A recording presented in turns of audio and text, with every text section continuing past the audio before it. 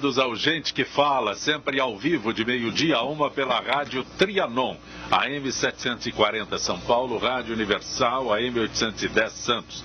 Estamos transmitindo direto do estúdio da Rádio Trianon através da nossa fanpage, Facebook/programa Gente que Fala. Estamos também na AltV, www.altv.com.br, TV Guarulhos, canal 20 UHF, canal 3 da NET em Guarulhos, tanto AltV quanto TV Guarulhos, 11h30 da noite. Acesse nosso blog, conheça nossos colunistas e colaboradores, gentequefala.com.br.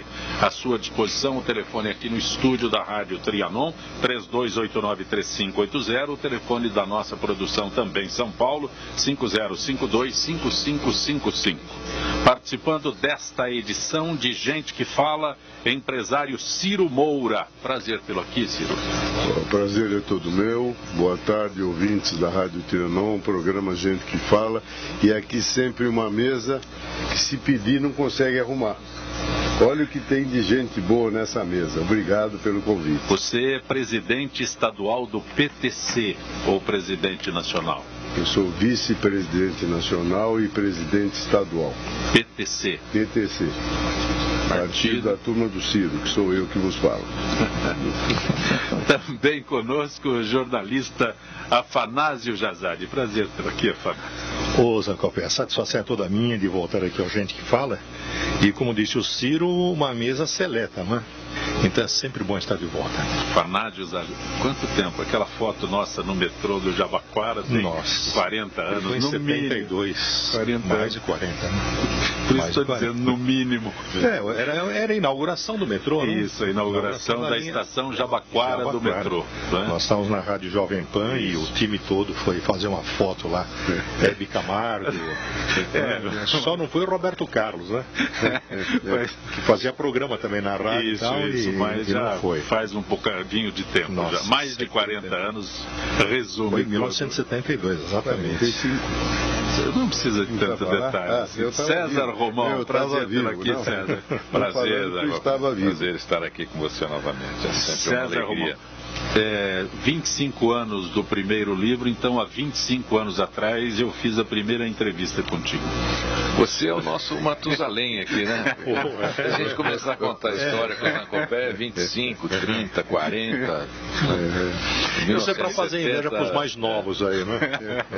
Boa. Porque outro dia ele trouxe o livro e disse assim, olha, este livro foi relançado depois de 25 anos, o primeiro livro que eu escrevi. Aí eu parei e falei, então faz 25 anos que eu te entrevistei. Pelo menos. O primeiro livro foi A Semente de Deus.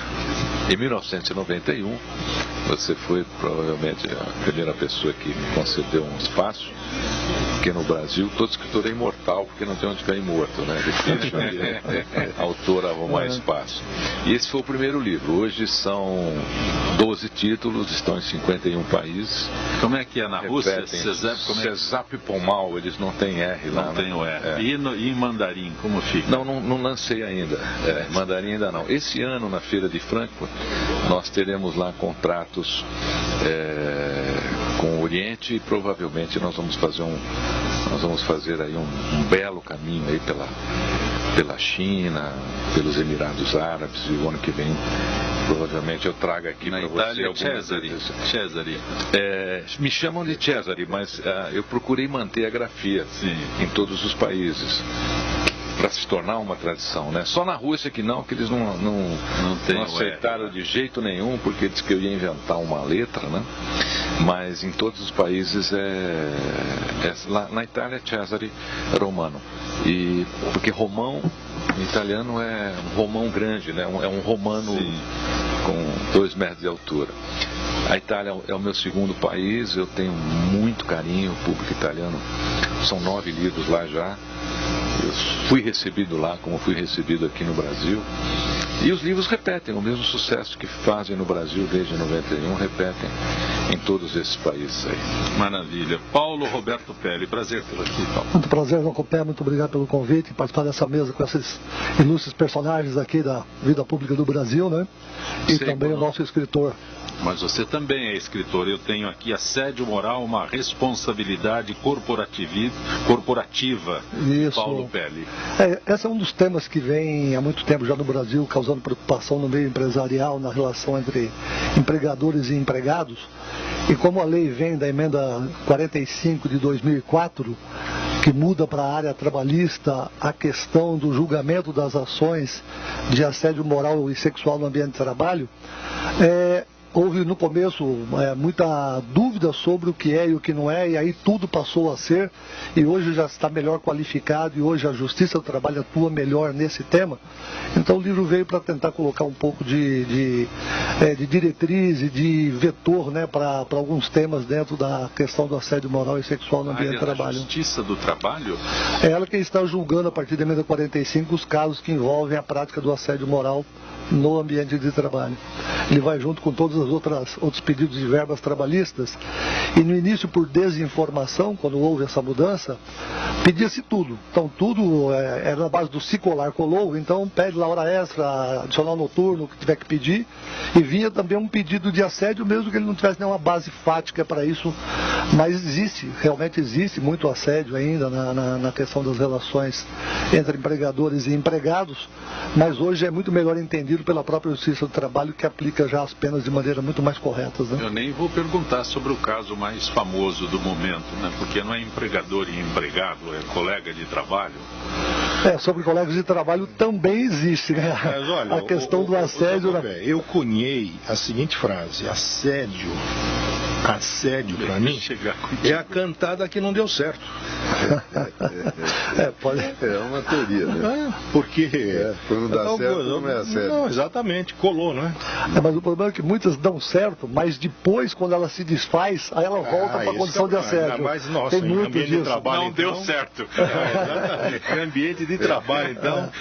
Ele não deu certo. Envolvendo o chefe. Como a gente brinca, começa com meu bem, é que nem casamento, começa com meu bem e termina com os meus bens, né? É mais ou menos por aí. O presidente Michel Temer concedeu entrevista admitindo que não conta com apoio da população. Pesquisa Ibope de 31 de março mostra que seu governo é aprovado por 10% e reprovado por 55%. E o presidente Temer diz que o índice de popularidade é pequeno, mas estou governando apoiado pelo Congresso Nacional, e foram muitas as declarações. Ciro Moura, Afanásio, César Romão, Paulo Pelli. Pois não. Mas o Temer, não, puxa vida, que desgraça, hein? Não está fazendo rigorosamente nada. Bom, ele também caiu de paraquedas, né? Caiu de paraquedas. E é um péssimo. E essa entrevista, a última dele, quer dizer, não, concedeu não. Ele é que se ofereceu para a emissora para fazer aquele pronunciamento. Essa é a verdade. Então, realmente ele não engana ninguém. E com aquele jeito dele, aquele gesticular e aquele palavreado do século XVIII, realmente ele está crescendo como rabo de cavalo, né? O índice dele é esse. Mas você acha que 10% é muito? Muito. Pelo que ele é, pelo que ele representa, o carisma dele é de uma vassoura num canto de sala. Então, poxa, ele é de São Paulo. Nós o conhecemos. Ele sempre foi eleito na rabeira de alguém. Agora, eu não vou me candidatar, mas isso é uma piada. Eles candidataram a eleição, é uma piada de mau gosto. Agora, ele está envolvido, no jargão policial, entrutado na Lava Jato.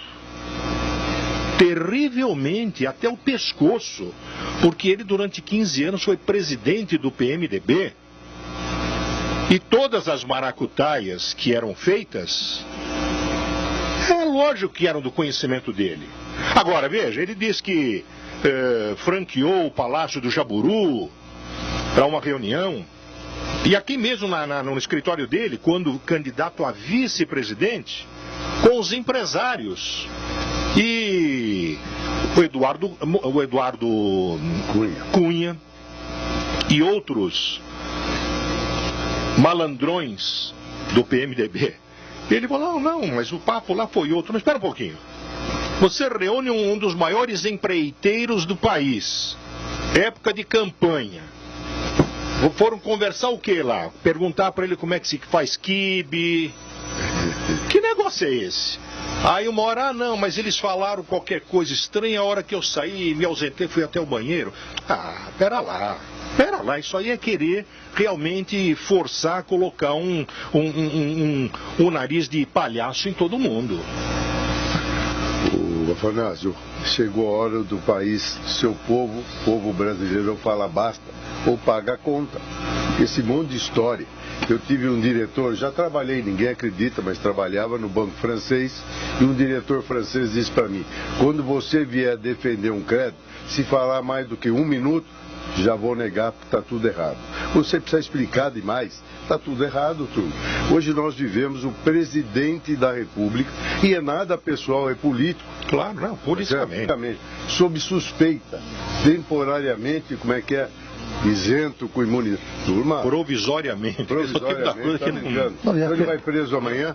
Tem a questão da chapa Dilma Temer, né? Não sabia de nada também, ele fez parte da chapa, foi eleito vice-presidente. Eu acho que ele foi falar com o empresário sobre flores. Não, aí você não acha? Não. Ué, realmente. César, você podia escrever um livro sobre flores. Flores do Temer, né? Brincadeira, tudo. Todos que aí estão, ele está dizendo aí que governa com o Congresso, tem a credibilidade popular esse Congresso. Muda tudo, não, turma. E qual a legitimidade? É lógico. Se a gente partir para o lado jurídico, todos são suspeitos, não há nenhuma condenação. Sim. Tudo bem. Mas tem alguns que são suspeitos demais. Tem o carimbo já na cara, na testa, na bochecha esquerda, direita, entende? Que são ladravazes já há muito tempo. Então você pega um Renan, pega um Jucá. Quer dizer, são malandros, useiros e vezeiros.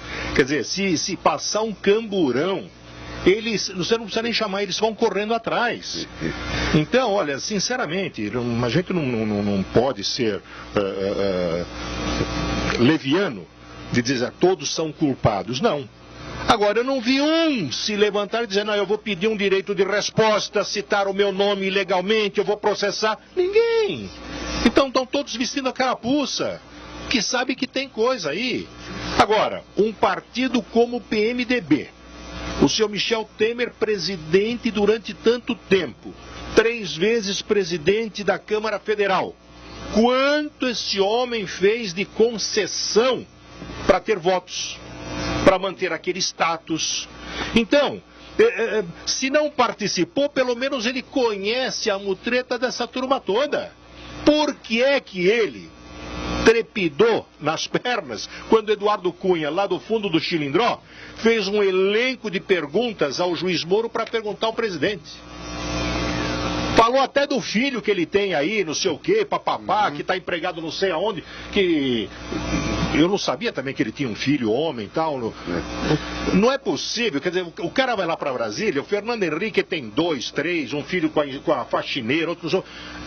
Acontece de tudo lá. De tudo. E o cara não teve nada com isso. Não sabe de nada. Não. O filho comigo, é dele, opa, mas não teve nada com isso. Não foi assim.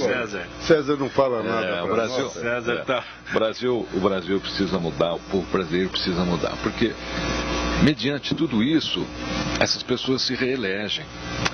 Mediante tudo isso, essas pessoas estão no poder há muito tempo. E estão pelo voto. Isso é que é o mais triste, né? Isso é que é o mais triste. Estão há anos. Estão há anos. Então elas estão se perpetuando pelo voto, que seria a única arma do povo. Eu acredito que nós temos que ter uma mudança de cultura no Brasil muito grande, porque assistindo, né, os pronunciamentos da Odebrecht, aquilo parece uma coisa tão natural. As confissões, né? Que a gente fica se perguntando, nossa, por que nós não estamos fazendo isso, né? Porque é tão normal, é tão natural, é tão natural. Porque meu nome não está nessa lista. Poxa, daqui a pouco eu apareço lá. Eu eu penso o seguinte, o Brasil, ele começa com o povo brasileiro, vamos falar de povo. Por isso é que eu estou dizendo, o povo pensa, por que meu nome não está nessa lista? Porque o político ele foi eleito, essa é a maldição, né? A maldição do povo, é eleger esse pessoal. Agora, se você volta para o povo, você nota que o povo comete pequenos delitos todos os dias. Existe uma teoria que diz que o bater da asa de uma borboleta na Flórida pode causar um furacão do outro lado dos Estados Unidos. E é mais ou menos isso. O povo comete pequenos delitos todos os dias, que ele acha que não é delito, e esses delitos acabam crescendo e acabam se refletindo na política. Por exemplo, para em vaga de deficiente, não é deficiente. Por exemplo, fura fila. Hoje você vai a Banco Ciro, tem briga de idoso para saber quem é mais velho para poder ficar na frente. Não, eu tenho 70, não, eu tenho 80, eu tenho que ir na sua frente. Se tem fila na prioridade do idoso, ele vai na fila normal, que não é de prioridade, porque a dele ele tem que esperar. Existe um processo no Brasil, vamos falar de trânsito. Os caras tiram duas senhas. Isso é muito bom. Chama primeiro. Chama primeiro, ele vai. Não, é um absurdo. Você... O que o César está falando... O César está falando... É uma prática no Brasil. Mas é bom as pessoas tiram duas senhas. Né? Tem cliente preferencial, tem cliente idoso. O cara vai lá, tira do preferencial, tira do idoso. Dentro do exemplo que você está levantando, o sujeito é pego na rodovia, acima da velocidade, e o policial para fazer a abordagem. Qual o primeiro pensamento dele? É exatamente isso. Essas pequenas corrupções, elas têm um efeito grandioso, porque se nós mexemos a mão aqui nessa mesa aqui, a gente movimenta moléculas por todo o universo. Essas pequenas corrupções que o povo vem cometendo há anos aqui no Brasil, elegeram esses políticos. Porque aí você diz assim, como é que esses caras se elegeram? Bom, ele é corrupto, mas é meu amigo. Né? Ele é bandido, mas é meu amigo. É como os depoimentos de mulheres de bandidos, né, Fanato? Que a mulher fala assim, bom, eu amo o homem. O bandido eu não quero nem saber o que ele está fazendo, mas o homem eu amo. E o povo brasileiro, ele faz essa separação com o político. Fala, pô, ele é ladrão. Ele é ladrão, mas ele pegou meu filho no colo. Ele é ladrão, mas ele mandou asfaltar uma sabe já teve o roubo mais faz, agora está muito exagerado. Né? Agora roubaram demais, não estão fazendo. Né? Bolsa Família. Bolsa Família. Aquela história, o sujeito esfomeado, o primeiro que chegar com um prato de comida, ele pega. E se junto desse prato de comida vier a R15, ele vai segurar também e vai fazer a revolução. Ele não é comunista, não é nada tal, mas ele topa tudo, porque é aquele que estendeu a mão para ele. Agora, tudo isso depende de exemplos. Então nós estamos assistindo tudo isso. Um ladravaz desse aí devolve 100 milhões de dólares. É condenado a 15 anos de cana.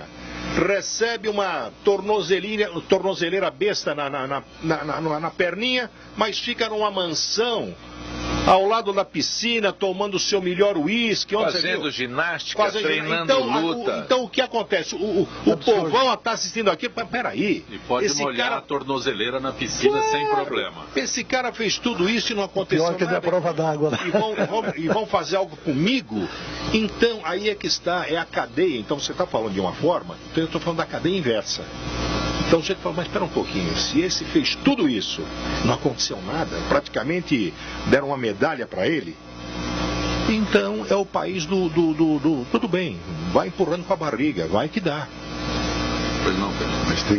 Isso acaba sendo um incentivo, né, a prática delituosa, né? Exatamente. Porque as pessoas veem que nada acontece, e se nada acontece, por que eu não vou fazer também, né? O Estado precisa cumprir o papel dele para que esses políticos corruptos não o façam. Essa é a questão. Então, o Estado não faz, o político corrupto vai lá e faz. Mas dizem que as instituições estão funcionando. Eu acho que não. Por exemplo, um Supremo Tribunal Federal não pode funcionar do jeito que funciona. Quando o ministro... E o Renan provou isso.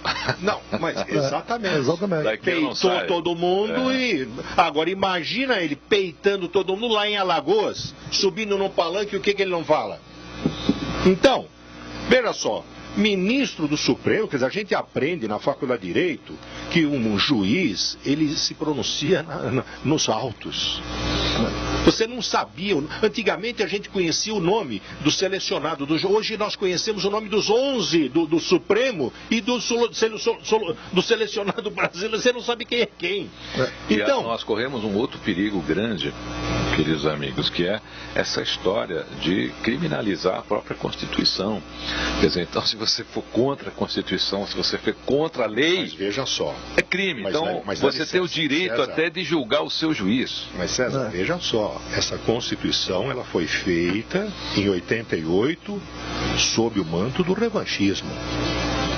Porque aquela história também do finado Ulisses Guimarães, a Constituição cidadã, tá, opa, calma lá. Havia um centrão que pegou o burro, opa, pera lá, então fez o quê? Deixou a parte social para a esquerda trabalhar. E o centrão conduziu a parte econômica, aquela história toda. Então hoje, essa Constituição ela já está superada e nós percebemos o seguinte, fizeram tantos direitos e nada de deveres. Então, eles simplesmente deixaram o país de ponta cabeça.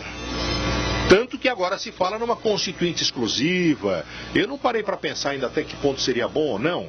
Mas já pensou uma constituinte com esses 513? Aí é que está. Nós temos uma proposta. Nós somos a favor da constituinte exclusiva, com deputados ou membros eleitos para esse fim específico, após o que? Uma quarentena de 2 ou 3 eleições para frente, sem ser candidato. Ciro Moura, são eles que vão ser o parlamento é quem vota uma necessidade de uma prova, uma constituinte. Mas agora são eles. Você pode trocar todo mundo. Mas são eles. Mas temos um grande problema, Ciro. Trocar todo mundo, mas calma, estamos falando agora no voto em lista. Não, mas nós temos só o voto em lista que não se fala para você que você tem toda uma experiência eleitoral também. Nós temos 90% da Câmara eleita em coligação. Sim. Vai cair a coligação? Dizem que no proporcional, sim. Dizem que... E eles não vão se eleger? Aí é que está. Aí é que eu disse, quem faz essa lei são aqueles que lá estão. E quem vota a possibilidade de uma constituinte são eles. Então você imaginar que eles vão votar... Não, mas você imaginar que eles vão votar uma constituinte... Mas, Ciro, tem uma questão aí que eu acho que está lá na base. Quer dizer, pode montar o modelo que quiser, mas na base está uma pessoa que vota. Sim. E a pessoa que vota continua mal educada nesse aspecto, sem informação, manipulada. Essa marketização que deu aí nas campanhas agora, é que nem o cara vai fazer uma propaganda, olha, esse iogurte é melhor do que esse. É mais ou menos isso, quer dizer, vão com todo esse dinheiro de corrupção, né, os marqueteiros fizeram sucesso, ficaram famosos ao longo do tempo, fazendo o quê? Pegando um produto ruim, que são esses políticos que estão aí hoje, que é um produto muito ruim, mas conseguiram convencer a população que aquele produto é bom. Fazer uma colocação, então, assim, enquanto não educarmos, vamos tentar mudar. Não, enquanto não educarmos a base, tá aqui, não tem nada. Eu concordo que tem que mudar, Ciro. Mas tem que mudar a mente do eleitor também, para saber em quem votar, né? Quem vota essas propostas são os que estão lá, os 513 mais os 81. E quem vai escolher a constituinte é o próprio eleitor, que se for também... Mas o eleitor não tem acesso. Então, mas para eleger os que vão estar lá votando, é o eleitor. Então, e aí? A mídia, aí que está, a mídia ela é importantíssima nisso.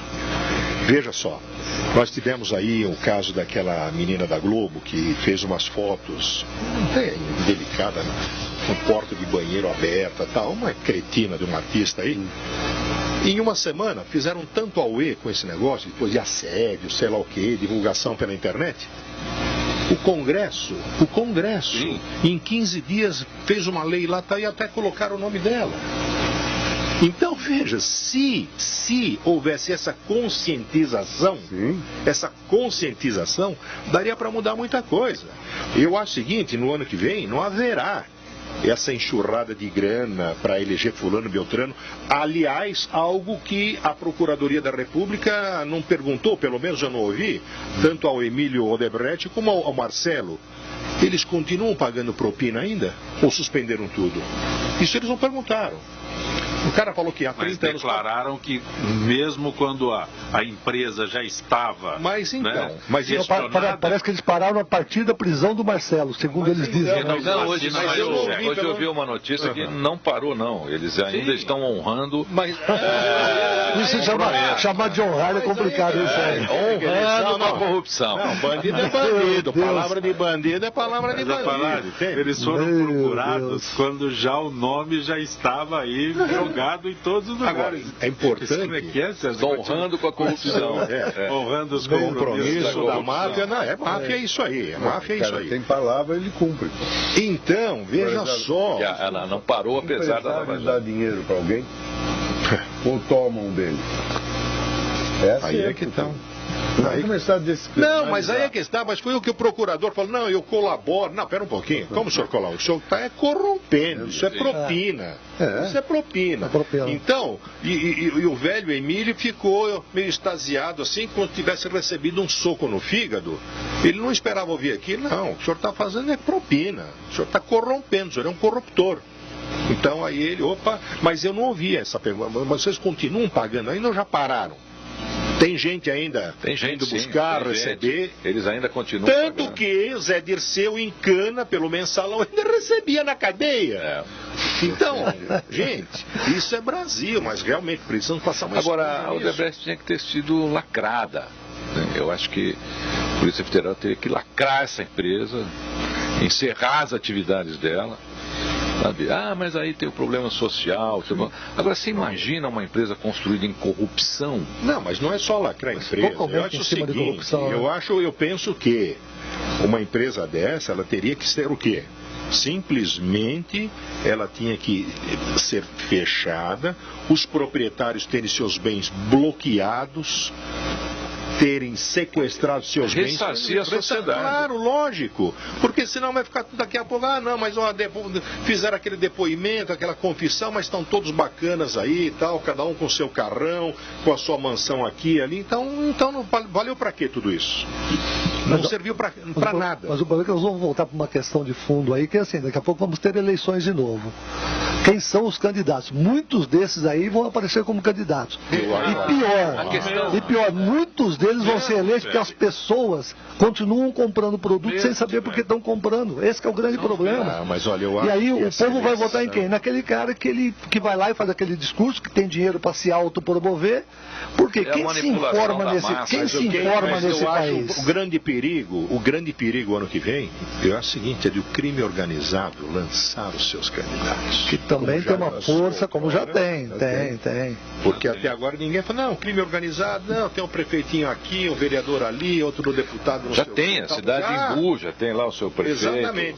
E veja só, em muitos lugares. Em 97 eu presidia a CPI do crime organizado em São Paulo. E eu dizia, o crime organizado vai fazer as suas bancadas, o crime organizado vai bancar estudantes para entrar na faculdade de Direito, prestar concurso para delegado, promotor, juiz, e muitos davam gargalhadas. Faculdade de Medicina para poder atender os bandidos fora do sistema de saúde. Então, eles estão muito mais organizados, disciplinados do que o poder público. Ele supre a ausência do poder público. Sim. Vocês sabem disso. Sim. Então, na verdade, chegou o momento de pensar. O Romão falou para mim que cabeça não é feita de pescoço, é para pensar. Eu concordo com ele. Ou o povo ou pensa ou paga a conta, tudo. Agora, hoje desistir antes, não. Todo dia eu tento. Se eu consigo ou não, eu tento. E já faz tempo isso. Então, quando eu falei constituinte exclusiva, ninguém quer. Mas eu vou tentar.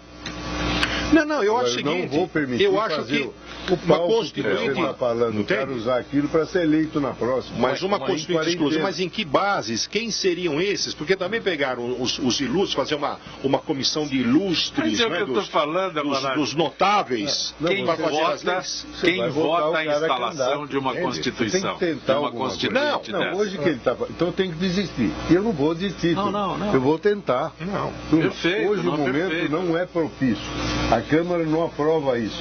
Ela está morrendo morrendo de medo pelo não reeleja ninguém. Estavam até conversando lá. Tem uma pergunta interessante do Zé Copé. Quem vai eleger? Quem vai eleger esses membros da nova Constituinte? Não, o ponto é esse. É o povo. Não é o povo. Se o povo... partidos vão fechar tudo, não, eles existem. É prerrogativa do Congresso implantar uma Ciro, quantos Constituinte. partidos temos no Brasil? Hoje, 42, não é? Tem 35 ou 36. É Tem mais 56 na fila para entrar. Mais 56? 56.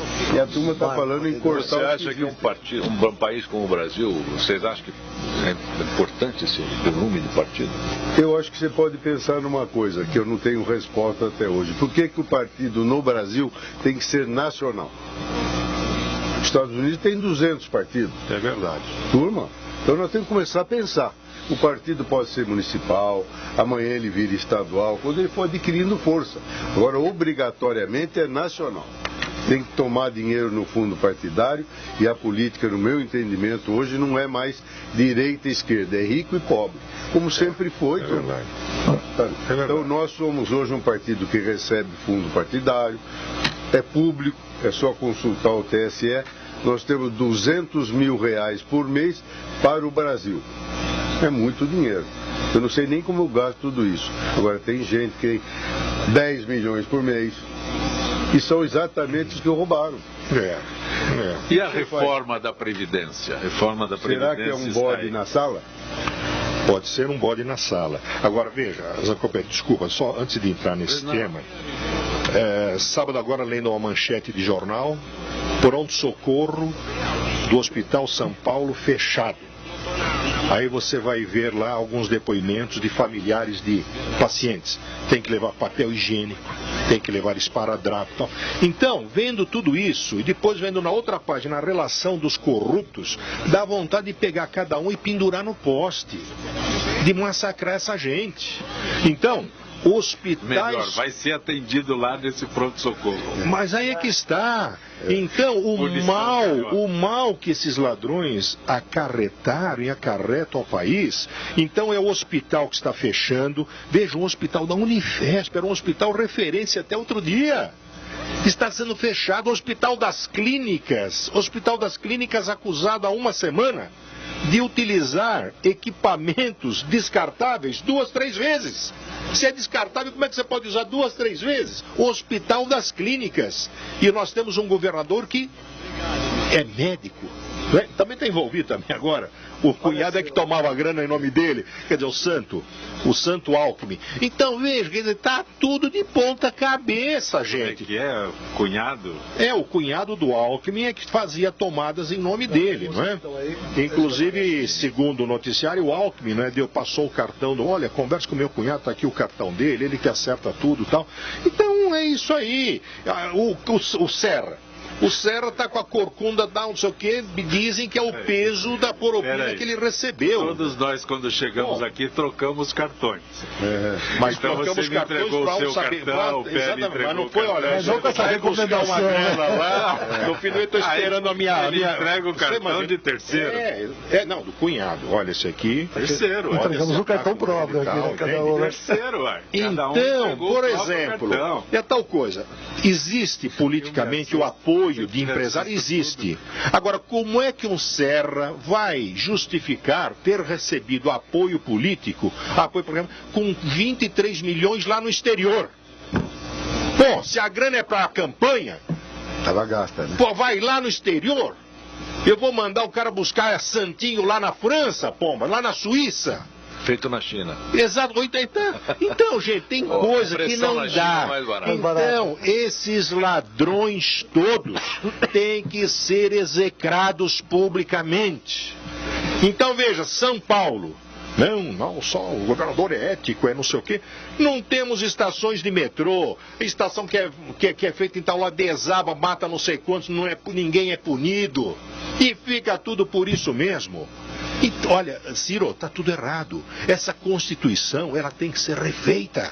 Como é que pode o presidente da República indicar ministro para o Supremo?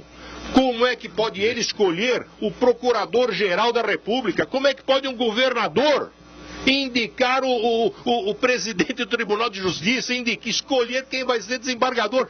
Tá tudo errado, pombas. Tá tudo errado. Agora, li no jornal hoje, Alckmin está desesperado querendo saber qual será a decisão do Supremo, aliás, do Supremo do STJ, quanto àquela decisão lá de Minas, se a Assembleia terá ou não que aprovar, liberar o governador para ser julgado pelo STJ. Por quê? Os governadores, eles têm o quê? Não é base aliada nas assembleias, tem a base alugada. Alugada, então, se depender da Assembleia, jamais um governador será liberado para ser processado. Então isso que é impunidade, isso é malandragem pura. Agora, isso tudo tem que ser explicado para a população. E como é que você faz isso?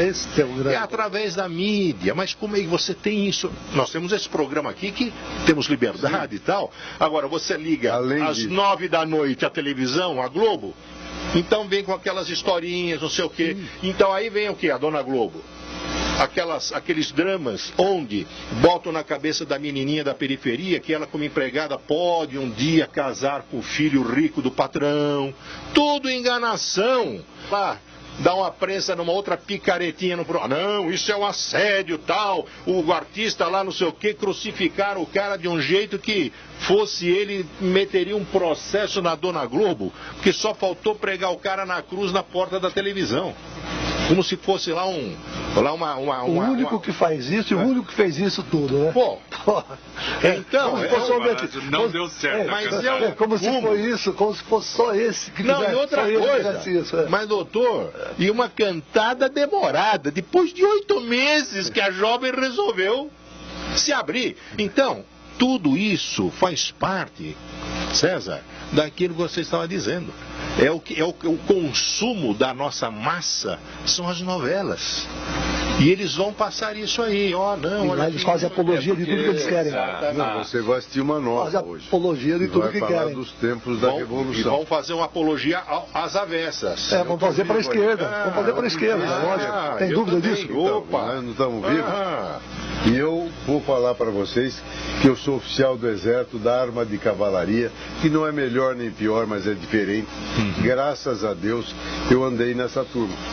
E estou vivo, nunca matei ninguém, nunca morri, por isso que eu falo. Então, turma, é uma história que quem viveu, viveu. O resto lê em livro o que o livro disser. Exatamente. Agora, nós mais antigos, o que nós vimos? Eu comecei a estudar, terminei de estudar. Eu comecei a trabalhar, trabalhei. Foi preso, não. Matou, não. Morreu, não. Turma, e não tinha nada. Agora, malandro, quando os bonitões resolveram pegar arma, tomaram os tapas na boca. Mas aí é inversão de valores total, né? Quer dizer, quem era pago para defender a lei e a ordem virou bandido. O bandido que saiu praticando crime virou herói, né? Então... O cara que não viveu, ouviu falar e dá palpite. Eu, em 68, aconteceu um negócio na Maria Antônia. Sim, foi em 68. Entre Mackenzie e onde morreu o garoto lá. Não sei. Você está fora do microfone. Eu mais vivo ainda, falando. Então veja. Turma, eu vi. O que vocês quiserem, eu li. Você pode fazer o que você quiser. Eu vi. Por quê? Eu estava lá. Vai lá e consulta se eu não estava lá. Registrado. E a USP resolveu, por alguma razão pessoal, bater em nós. E nós enchemos. Então, vamos falar a verdade. Concorde comigo? Não. Ouço o meu lado e ouço o outro. Mas quem possa falar, não nego. Eu acho que, eu me lembro bem, minha avó falou, que nem sua avó morreu, então não é mais testemunho. Eu estava lá. Quantas vezes eu vi o Serra e o Zé Dirceu de braço dado na Maria Antônia? Então, eu, naquela época lá, eu estava começando na reportagem, o Zé Dirceu, ele fazia aqueles discursos relâmpago em cima das peruas verdes, do talão da fortuna da Secretaria da Fazenda, que ficavam paradas 3, 4 diante da praça da Catedral, na Praça da Sé. Quando a cavalaria estava chegando, então eles jogavam rolha ou bolinhas de gude para os cavalos caírem, aquela coisa toda, e ele sempre protegido por 4, 5 capangas, nunca levou um tapa. Nunca levou um tapa, sabe? saía e os idiotas é que levavam as borrachadas da força pública, aquela história toda. A massa de manobra, então, isso como também, sempre, né? eu participei como jornalista, com várias coisas. E hoje, lendo alguns livros também, dessa turminha de esquerda, eu gosto de ler porque aqui tem exagero, que hoje a gente conhece alguns ainda, estão vivos, policiais que combateram na ocasião, para fazer um contraponto, não é? Então, agora todos agora são heróis. Tem um livro aí que eu li, o cara, não, fui lá na Operação Bandeirantes, o cara falou comigo, eu cuspi na cara dele. Eu peguei o sujeito, o quê? Mas e o depois, ele não conta? Não, mas não, antes tortura, tal, agora o cara, não, fui lá, encarei, fiz aí a... Então, todos heróis. Lá? Dom Evaristo Arnes, ele não escreveu um livro, O Brasil Nunca Mais? Quantos ele apresenta como morreram? 400 e pouco. Hipótese. Na Argentina 30 mil, em Cuba 150 mil. Foi muito suave. Talvez tenha aí o grande nó da revolução. Não, e outra coisa, hein? O Brasil é tão ruim. Mas outra coisa, todo esse pessoal aí, todo esse pessoal, esses que, guerrilheiros, foram subversivos, estão recebendo indenização, tanto do governo federal como do governo estadual. Alguns levando 20 mil por mês. 20 mil. É brincadeira. Por terem sido subversivos. Mas aí é que esse é o prêmio. Então, veja só, eu acho o seguinte, nenhum foi forçado, foi retirado à força de dentro da faculdade para pegar em armas. Era aventura, porra louquice da época. Mas hoje não, os caras estão posando de vítima, de enganador e tomando uma grana firme do Estado. E nós estamos pagando isso, pô. Por afrontar a lei. Mas exatamente. Estão recebendo prêmio por afrontar a lei, é isso aí. Vou voltar um pouquinho só. Eu acho que é questão de time. Em 1989, nós elegemos um playboy, Fernando Collor de Mello, presidente da República. O partido PTC chamava PRN. E elegeu o tal de Itamar Franco também. Itamar Franco vice. Era o vice. Tudo bem, nós estávamos lá. Como foi aquela campanha? Havia uma figura que era ao portador. CDB ao portador, RDB ao portador, tudo ao portador. Quem importasse era o dono, ninguém perguntava nada, não tinha prestação de contas. Aí veio o Playboy do Collor em 90 e acaba com o portador. É verdade. Todo mundo de calça curta. Porque não, além de acabar com o portador, fez o confisco, promoveu o confisco. Sim, sem contar essa. Mas ele ainda devolveu tudo com juros e correção monetária. O que devolveu? O que? Eu estou esperando até hoje. Mostra para mim que eu levanto você. Opa! Eu estou esperando até hoje, uma grana lá. Plano Collor, plano Branco. Não. Como? Aquele confisco dos 50 mil, eu tive... não, aquilo lá não. Aquilo lá é outra coisa. Estou falando do confisco aí dos planos Não. Eu ia dizer que o Brasil é tanto piniquim que ele não conseguiu ainda nem copiar um modelo de democracia, não conseguiu copiar um modelo de comunismo, porque essa esquerda que nós temos no Brasil é uma esquerda festiva, né? É uma esquerda que é esquerda para se favorecer. Na faculdade. Gosta de um bom uísque. Roberto Campos está comemorando os 100 anos, né, se estivesse vivo, né? O que ele dizia da esquerda? A esquerda era como falou o Emílio Odebrecht dos Lula. É um bom vivan. Lula sempre foi um pinguço, traiu a classe operária. O Antônio Emílio falava mas exatamente. Da esquerda também. Eles gostam de dinheiro. Mário Garneiro escreveu no livro as negociatas que fazia com Lula quando ele era presidente do sindicato lá para fazer as maracutaias lá, entende? Bom, nós vemos agora, por exemplo, esse caso do pastor Everaldo, é bem ilustrativo. Quer dizer, então você se torna candidato, você tem um partido, tá certo? Para ser um instrumento de favorecimento a um determinado candidato durante os debates. Então, eu não sei se você chegou a ver, Zé Copé, né? Sim. 6 milhões de reais para favorecer o Aécio e tal. Esse é a esquerda, né? Esse é o modelo da esquerda que nós temos aqui no Brasil, que é festiva. Eu adoro ser esquerda porque eu quero tomar o meu uísque, eu quero ter a minha casa do campo, da praia, eu quero ter o sítio, é tudo em torno de posse. E veja, Romão, a esquerda... É lúdico dizer que é da esquerda, né? Pô, charmoso. A esquerda festejou esse país com o Romanè Conti, mostraram 2 garrafas, mas não foram 2 garrafas. Inclusive, o Duda Mendonça, o bisneto do Romanè Conti esteve no Brasil, tive o privilégio de estar no almoço com ele. Ele disse que aquilo foi uma notícia que chegou a ele, que ele ficou muito chateado, porque primeiro ele não imaginou que as pessoas pudessem festejar com o Romanè Conti. Não é para isso. Olha só, o dono da estrutura, o herdeiro da marca. E aqui no Brasil se festejou, a esquerda festejou com o Romanè Conti. E essa esquerda nossa, eu acho que ela é única no mundo. Entendeu?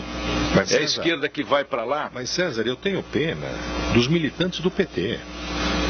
Dos militantes, porque tem aqueles que são fanáticos e acreditam numa ideia. Veja que Zé Dirceu em Cana fez uma promoção, não, eu tenho que pagar de não sei quanto lá de multa. Pagaram, eles pagaram, enquanto ele lá estava recebendo uma bufunfa por fora ainda. Agora, uma coisa que não se comenta muito, Afanásio, é o Tribunal de São Paulo, encabeçado pelo Lula, que é o plano de poder deles. Tribunal? Não, o Lula criou uma facção chamada Tribunal de São Paulo. Fórum de São Paulo. E que é a união dos comunistas todos da América Latina. Foi o Frei Beto, aquela tropa toda. E esses caras querem virar imperador mesmo. Do PT, eu estava lá e ele estava também. Como é que chama? Parece que chama Fernando também, não é Collor. Henrique. É sócio, faz parte do fórum. E o nosso... Tem que assumir. Esse é o candidato pelo partido lá. E o seu amigo é do fórum. É do fórum. Por quê? Ele, quando fundou o PT em 80 na Vila Euclides, Fernando Henrique Cardoso, tinha um playboy, Lula com barba preta e seu guru ao lado. Que é tudo farinha do mesmo saco. Eu estava lá assistindo. E quem é que, Fernando Henrique Cardoso. E quem é que enquadrou as Forças Armadas, simplesmente arrebentou com as Forças Armadas? Fernandinho? Acabou com os ministérios, sucateou totalmente as nossas Forças Armadas. Ciro, totalmente. O Jorge do Tatuapé pergunta quantos filiados tem o PTC no São país? Paulo? Em São Paulo primeiro. Olha, eu não sei exatamente, eu vou chutar. Sim. No Brasil, nós devemos ter uns 300 mil. 300 mil no Brasil. No Brasil. São Paulo não precisa de chute, você tem isso? Não tem, porque muda muito, é dinâmico. O jeito entra, aproxima a eleição, muda. Não tem essa fidelidade, infelizmente. Mas nós temos 100 mil. Porque São Paulo é assim mesmo. São Paulo não é o maior. Ele não é o melhor. Ele é o maior. Então, tudo que você olhar para São Paulo, 1/4 está em São Paulo. Olha para o Brasil, 1/4 em São Paulo. Perfeito. Paulo Pelle, Jaime do Jardim Bonfilioli pergunta se a situação econômica do Brasil ficará boa no próximo ano e poderá ajudar aos partidos que estão no poder na próxima eleição. Bom, a primeira parte é mais fácil de responder. A segunda tem que falar com Marcelo e com Emílio. Bom, primeiro precisa ver como vai ser o andamento dos julgamentos aí no STF, né? Porque isso tem um peso grande no que vai acontecer no cenário como um todo. Nem chega lá. A outra questão é a seguinte, as reformas que estão aí para serem votadas, e aí assim, mesmo discordando da postura do Temer, quem fizer essas reformas não tem chance de reeleição. Por quê? Porque a população, de uma maneira geral, não sabe fazer a leitura da importância de uma reforma trabalhista e de uma reforma da Previdência. Ambas são muito importantes para que nós tenhamos o país funcionando. No caso da trabalhista, ela pode vir a melhorar a questão da empregabilidade no país. Portanto, com isso, melhora também a economia. Há um cenário positivo, porém não otimista, de que teremos 2018 um pouco melhor, com crescimento econômico entre 2,5% e 3%, que é o que se prevê aí, mas as reformas são muito importantes e o marco legal tem que ser respeitado, senão quem investe num país em que o marco regulatório, cada vez ele caminha para um lado, é como a cerca que você muda lá de posição para aumentar o tamanho do seu pasto, né? Então assim, há uma perspectiva positiva, as duas reformas são importantíssimas para isso e, principalmente, a Lava Jato tem que produzir os efeitos que a gente espera que sejam produzidos, e aí sim nós teremos o ano de 2018 melhor, com uma retomada de emprego, mas precisamos das reformas. Otimista. César Romão, Patrícia da Moca pergunta como é o público ou o comportamento do público nas palestras motivacionais em época de crise. Olha, as pessoas são cheias de problema, Patrícia. Só que os problemas são os mesmos, tanto aqui como lá fora. É interessante isso, porque as correspondências que eu recebo desses 51 países, as pessoas comentam as mesmas coisas. É o problema do governo, é o problema da corrupção. Aliás, olha, o Brasil é o 69º país mais corrupto do planeta. Tem 68 na frente dele. Então você imagina o que não acontece em muitos países por aí. E as pessoas, elas têm um processo existencial que gira em torno de algumas coisas. Gira em torno da crença, gira em torno da saúde, da fé e da estabilidade. Então, esses 4 pontos são pontos discutidos no planeta inteiro. Coloca uma nota na carteira, dizem que traz mais dinheiro. Olha, é como você tem um item no teu livro que você... É como você se olhar no espelho e falar assim, eu vou vencer, eu vou vencer, eu vou vencer, eu vou vencer. Acontece que se pensamento positivo só ajudasse, ninguém precisaria sair de casa, não precisaria nem trabalhar, né? Se você fala assim, eu vou ganhar a eleição, não faz campanha nenhuma. Seria campeão brasileiro todo ano. O Palmeiras não tinha tomado de 3-0 ontem, né? Então, o que vale na vida são as atitudes, são as estratégias, a maneira com a qual você vai levar a sua vida. Essa história do pensamento. Eu li no teu livro, tem uma referência sobre isso, de pessoas que guardam uma nota na carteira. Então, guardar uma nota de $1 é fácil, porque aqui você vai gastar onde? Mas gastar uma nota de 10, guardar uma nota de R$10, de R$20. Alexandre o Grande dormia. Uma de 30. Mas sabe o que é? Eu acho o seguinte, hein? 30 é problema. Eu acho o seguinte, diante disso tudo que está acontecendo, essas denúncias, eu acho que vale a pena dar uma palavra para aquele cidadão que está nos ouvindo agora, aquele que está desempregado, aquela dona de casa que está com um filho em época de, sei lá, servir o exército e fala, puxa vida, eu estou criando, a gente está educando de tal forma e vê tanta bandalheira. Vale a pena ser honesto. Veja que todos esses vivaldinos aí, o seu Emílio Rodebrecht montou essa empresa, ou herdou, né, já do pai, o Norberto, e criaram até um departamento de propina. Quer dizer, ele comprava votos, consciências, comprava projetos, né? E daí? E muitos projetos foram feitos a pedido dele. Ele comprou o futuro de um país. Exatamente. Por isso estamos onde estamos hoje. Então, mas ele comprou e comprometeu o futuro desse país. Mas o que eu digo é o seguinte, quer dizer, com tudo isso, riquíssimo, também levado por Lula ou por outros antes de Lula, para outros países, tal, virou um magnata da construção. E aí, valeu a pena? Valeu a pena, agora está na televisão, quer dizer, ele não pode sair na rua. Não pode sair. Quem são os outros políticos? Família. Não, exatamente. Outros políticos que nós conhecemos, já carimbados, né? Useiros e vezeiros em meter a mão, reconhecidamente corruptos, também não podem sair com a família, não podem ir à igreja, não podem ir ao restaurante. Mas eu vou lhe contar uma coisa que pode lhe assustar, mas é uma realidade. Essas pessoas, elas são zumbis. Essa coisa da moral, elas não atinge. Ele não está preocupado com o filho dele na escola. Estas coisas não. São pessoas que eu chamo de zumbis. É como o cara, Ciro, que já não tem mais alma.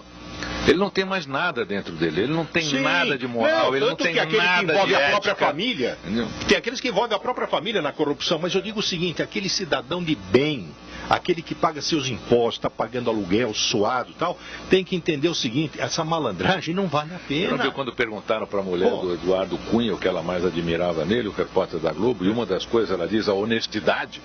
Então, eles estão num mundo paralelo.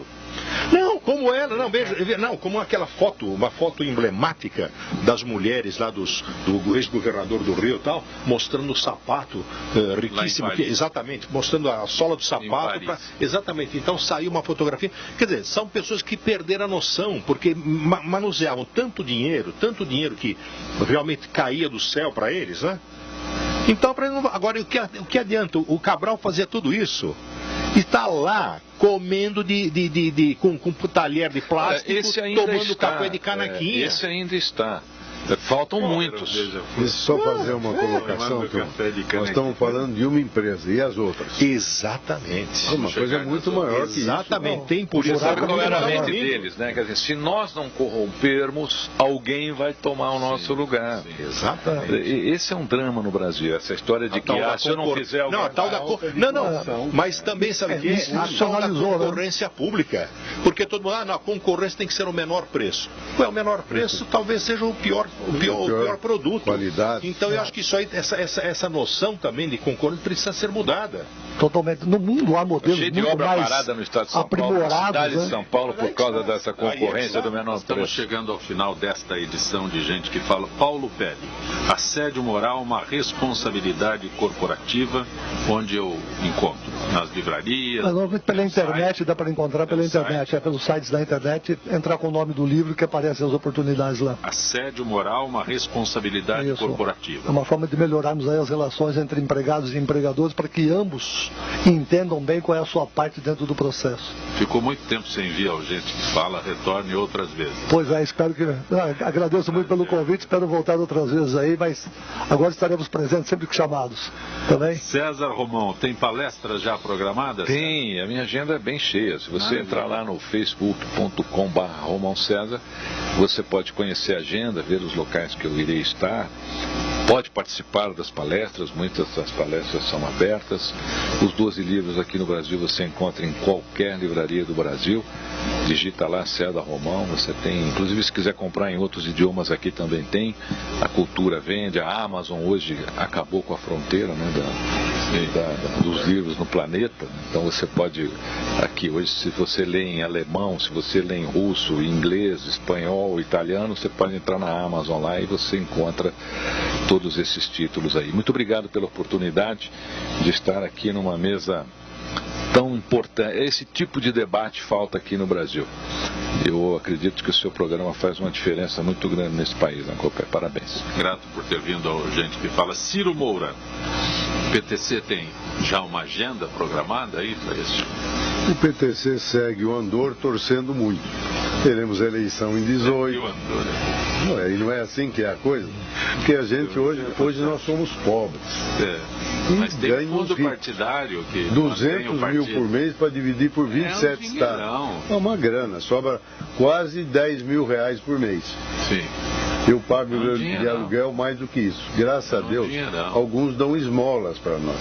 Porque pobre não dá muito interesse. Eu me lembro que quando eu era o secretário do partido do Collor, presidente da República, fazia fila. Um dia o palhaço foi embora.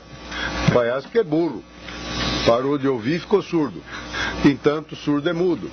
Um abraço, Ciro. Mandaram ele embora. Agora, eu vou tentar sempre.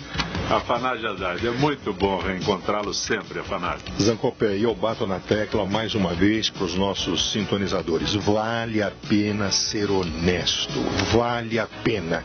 E você, sei lá, a gente está falando aqui do livro do doutor, de um assédio, tal. Ponha na cabeça o seguinte: se você for compelido também a dar suborno, isso, aquilo, tal, denuncie. Faça pé firme, denuncie, a coisa é errada, então temos que passar esse país a limpo. Então, se cada um fizer a sua pequena parte, a somatória será maravilhosa para o país. Grande abraço. Muito bom estar aqui, ao Fausto, a toda a equipe, um grande abraço, aos nossos sintonizadores também, a minha saudação, Zé Copé. Gente que Fala tem a direção geral do jornalista Fausto Camunha, a diretora de produção Zenilda Salvato, redação Pedro Esquiavon, produção cultural Ricardo Ricardo Godoy. Na Rádio Trianon, Benevene, Cléo Rodrigues, Neildo Neres, Ricardo Valim e Sérgio Souza. Na direção da TV Guarulhos, Fernando Mauro. Na direção da UTV, Alberto Luquete. Na técnica, James Eduardo, Paulo Afonso e Iago Matsumoto. Estaremos de volta amanhã, meio-dia. Gratos. Até lá.